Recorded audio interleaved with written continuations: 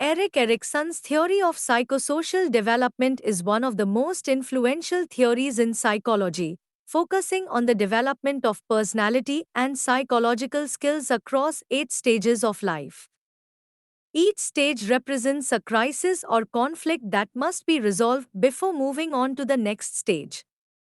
The outcomes of each stage significantly influence a person's development and their capacity to form relationships, achieve personal goals, and adapt to life's challenges.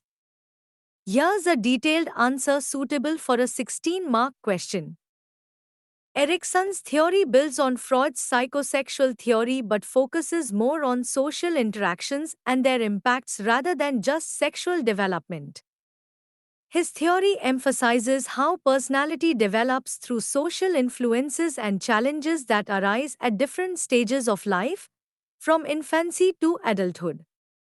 Erikson proposed 8 stages of psychosocial development, each characterized by a central conflict or crisis that the individual must resolve. Crisis: can I trust the world? Positive outcome: if an infant's basic needs, such as food, warmth, and affection, are consistently met by caregivers, they develop a sense of trust. This foundational trust helps them feel safe and secure in the world. Negative outcome: if the care is inconsistent or neglectful, the child may develop mistrust towards people and the world, which can lead to insecurity and anxiety in later relationships. Crisis: can I do things myself, or must I always rely on others? Positive outcome: if toddlers are encouraged to explore and make choices within safe limits, they develop a sense of autonomy, leading to confidence and self control. Negative outcome: if they are overly controlled or criticized, they may develop feelings of shame and doubt about their abilities. Crisis: is it okay for me to do things? Positive outcome: if children are encouraged to take initiative and carry out plans, like making friends or playing games, they develop a sense of initiative and are able to lead and make decisions. Negative outcome: if their attempts at initiative are stifled or criticized, they may develop feelings of guilt and fear of taking action. Crisis: can I make it in the world of people and things? Positive outcome: success in school and activities fosters a sense of industry, where children feel capable and confident in their abilities to achieve goals. Negative outcome: failure to achieve competence in these areas leads to feelings of inferiority, self doubt, and inadequacy. Crisis: who am I, and where am I going? Positive outcome: adolescents work on developing a strong sense of personal identity by exploring their values, beliefs, and goals. Successful resolution leads to identity formation, enabling them to know who they are and where they're going. Negative outcome: failure to form a cohesive identity leads to role confusion, where individuals struggle with their place in society and may feel insecure about their future. Crisis: can I love and be loved? Positive outcome: young adults who successfully form close, meaningful relationships develop a sense of intimacy, which involves strong emotional bonds and shared lives. Negative outcome: failure to establish these connections leads to isolation, loneliness, and sometimes emotional distance from others. Crisis: can I make my life count? Positive outcome: during middle adulthood, individuals focus on contributing to society, such as through career success, raising children, or community involvement. Successfully doing so results in a sense of generativity, the feeling of having made a meaningful impact on future generations. Negative outcome: those who fail to find a way to contribute may experience stagnation, feeling disconnected, unproductive, or stuck in their personal and professional lives. Crisis: is it okay to have been me? Positive outcome: in the final stage, people reflect on their life. If they feel they have lived well and made a difference, they develop a sense of integrity, satisfaction, and wisdom.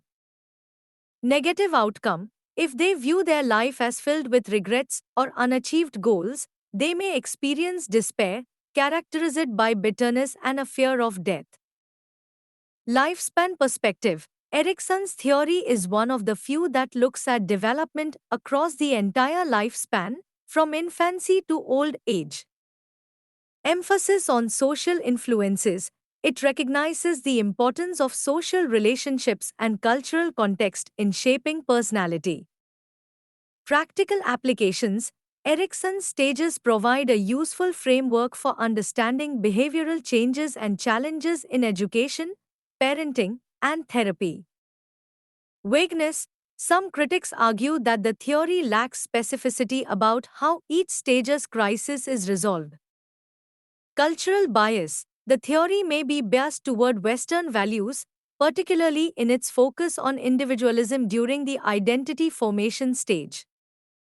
Overemphasis on crisis: Erickson's stages are defined by crisis, but many people experience development in ways that are not as conflict driven as the theory suggests. Erik Erikson's theory of psychosocial development has significant implications for education. By understanding how students develop at various stages of life, educators can better address their emotional, social, and academic needs. Below are key ways that Erikson's theory can be applied in educational settings. 1. Understanding age-specific needs and developmental stages.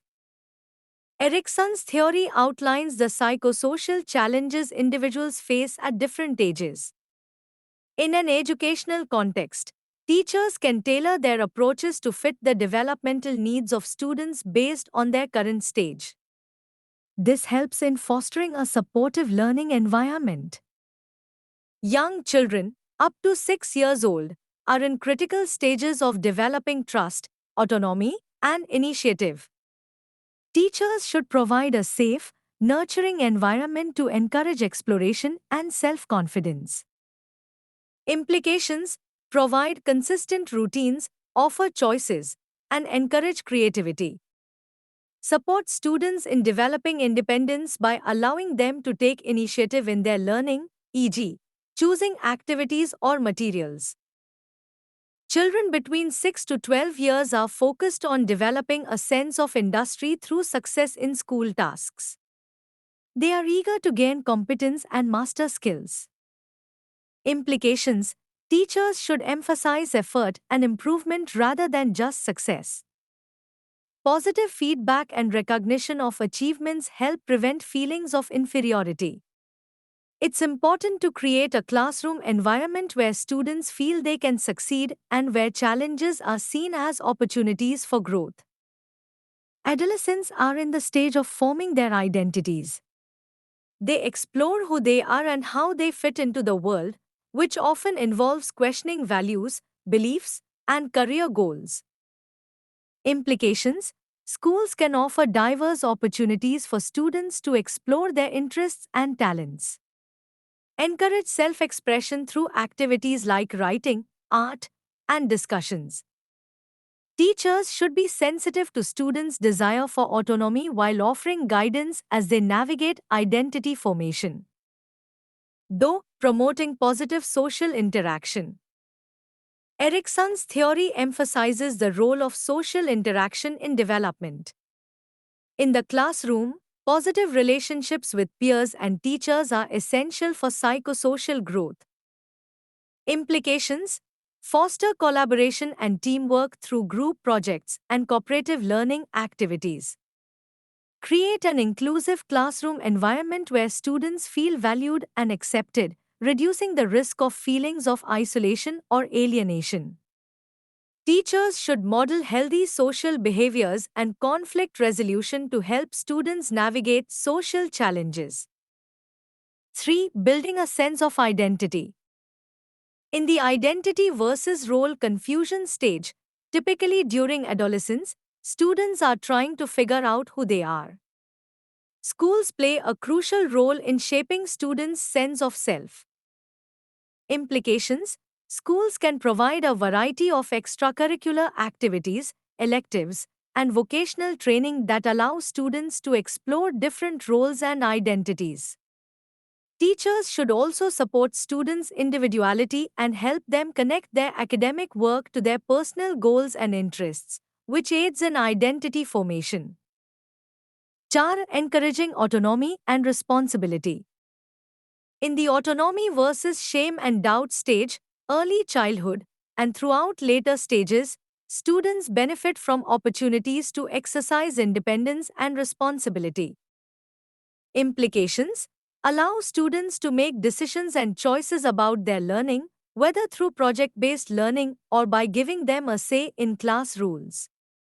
This builds their autonomy, promotes self directed learning, and reduces dependence on authority figures for validation. 5. Addressing emotional needs. Erikson's theory highlights that unresolved psychosocial conflicts at any stage can affect development. In education, addressing students' emotional well being is as important as academic achievement. Implications: teachers should be aware of the emotional states of their students, offering emotional support and guidance. Schools can integrate social emotional learning (SEL) programs that teach students skills such as emotional regulation, empathy, and coping strategies. For example, helping a student who struggles with failure, feelings of inferiority, can be key to improving their self-esteem and academic performance. 6. Supporting students through crisis. At various stages, students may struggle with psychosocial crisis as described by Erikson. Educators can help students navigate these challenges by providing support and guidance.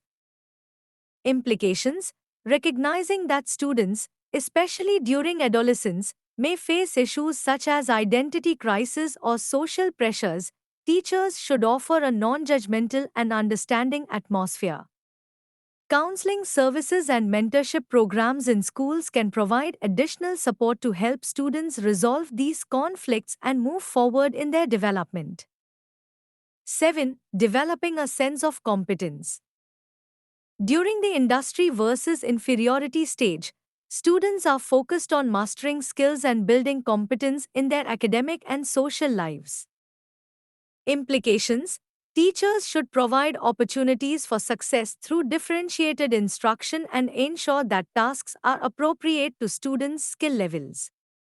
Offering constructive feedback, celebrating small victories, and encouraging a growth mindset, the belief that abilities can improve through effort, help students build confidence and avoid feelings of inferiority. 8. Creating a positive classroom environment. Erikson's theory suggests that a supportive environment is essential for positive psychosocial development. Implications: teachers should foster an environment that promotes trust, respect, and emotional security. Students should feel safe to express themselves and take academic risks. Classrooms should be free from ridicule and criticism, ensuring that mistakes are seen as learning opportunities rather than failures. 9. Teachers' role as a caregiver. Teachers play a critical role in shaping the social and emotional development of their students.